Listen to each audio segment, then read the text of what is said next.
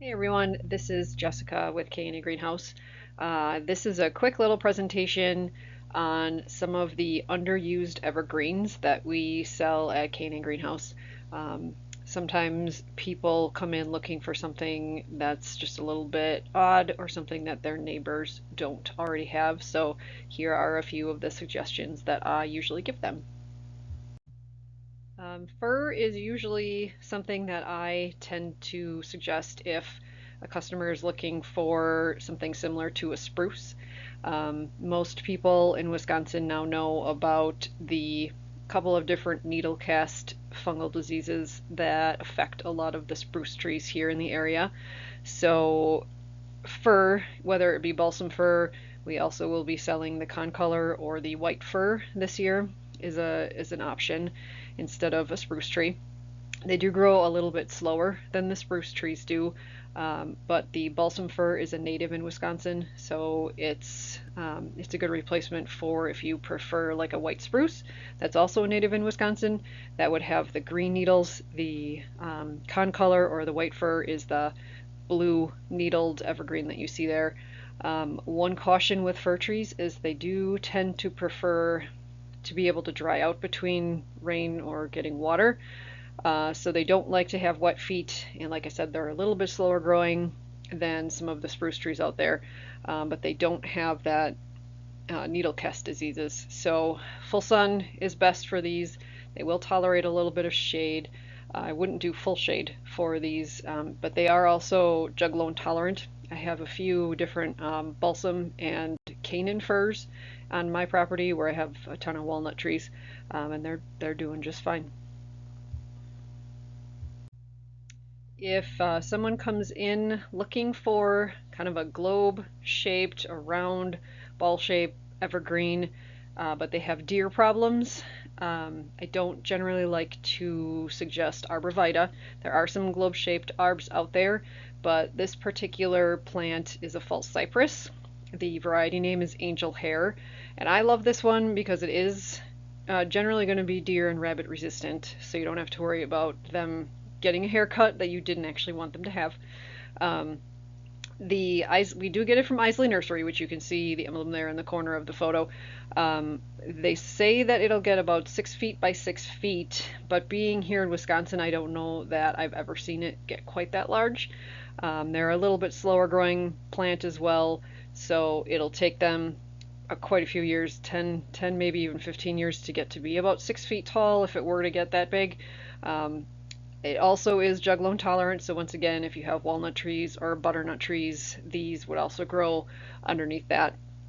And usually false cypress is a little bit more tolerant of wet soils.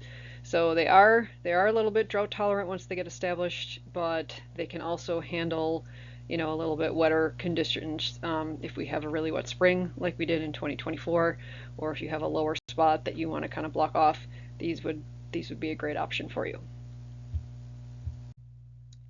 Swiss stone pine is one that I've carried kind of on and off for the last 5 years, 4 or 5 years.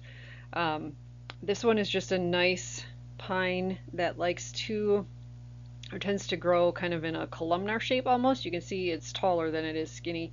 I'm sorry, it's taller than it is wide, so it's a skinnier plant. This one is more similar to a lot of the pines in that it likes to have um, drier conditions to grow in. It does really well in sandy soils. They'll be okay in clay as long as they don't get overwatered. Um, that seems to be a lot of the problem when we hear of these trees dying on, in landscapes and on properties. They tend to be overwatered. So as long as they can dry out in between watering and we don't have a really wet spring again like we did in 2024, um, these will do great in full sun. They kind of also seem to have more of that silver green or blue green needles, so it's a little bit different color than just that like emerald green that we see on a lot of different properties as well. So the two that I have coming in here in 2025 is Prairie Statesman and Westersteed, though there are a few other different varieties, but those are the two that seem to do the best for us here in at least the Madison area. Japanese white pine is an evergreen that I like just for customers who are looking for something a little bit Dr. Seuss almost, um, we have a couple of different varieties that come in. The blue needled one down there is Blue Angel or Blower Angle. And then the green one is, the name is just spelled AOI. Not really entirely sure how to say it, so I tend to just spell it out because it's easy enough to spell. But both of those have not, they don't really have a very distinctive shape just because they seem to almost be like a cloud formation where it's fluffy over here and it kind of billows, and it's not going to be in like a pyramid shape. It's not really totally going to be in a columnar shape. They're just a really unique plant. These do grow fairly slowly. I actually have the AOI variety at my house, and it puts on about 2 inches of growth. It would probably do better if I had it in full sun, but I do have it on kind of the northeast eastern corner, so it gets morning sun and then afternoon shade. So that will cause it to grow a little bit slower. They do prefer, again, with most pines, they do prefer sandy soils or loamy soils, but I have clay soil at my house, and it's been 3 years now. Seems to be doing okay. They're also hardy enough to make it through the winter here, at least in southern Wisconsin. And they're deer and rabbit resistant, so that's another plus in my book, I think. So this is one of my coworkers' favorite plants, actually. He likes to suggest it to a lot of customers, especially if they're looking for like a Colorado blue spruce, but they don't want a fir, and they don't want the blue spruce because of the needle cast disease. This one is a nice one just because it has that blue needle on it, and it just has a really nice kind of pyramid Christmas tree shape that a lot of people like.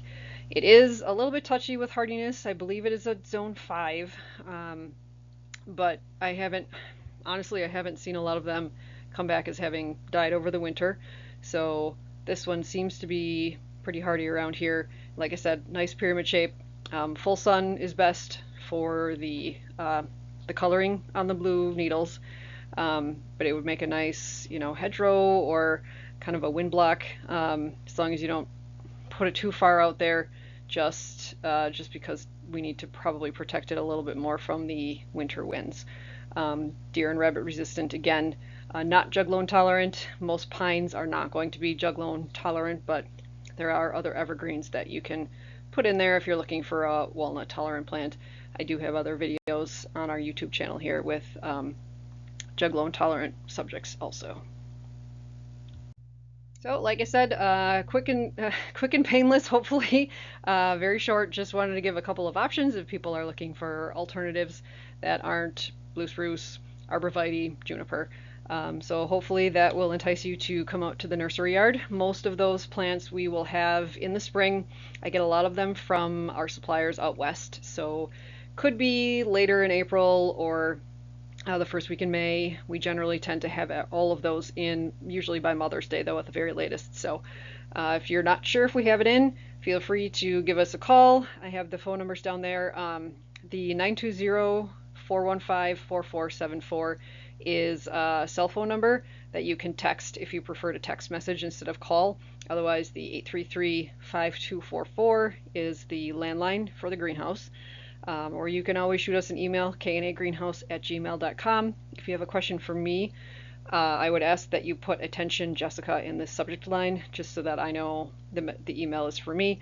We do have multiple people checking the emails daily, so that just helps weed out and make sure that I check that email message. So hopefully, like I said, it entices you to come out to the garden center, and we'll see you in the spring.